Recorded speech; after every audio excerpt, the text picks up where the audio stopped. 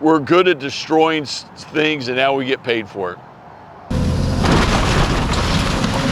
I'm John Scott with Bladecutters. We always have a lot of houses to do for the city, and there's a lot of houses that are in deplorable conditions that we're getting about 2 or 3 houses a day out and backfilled in and seeded.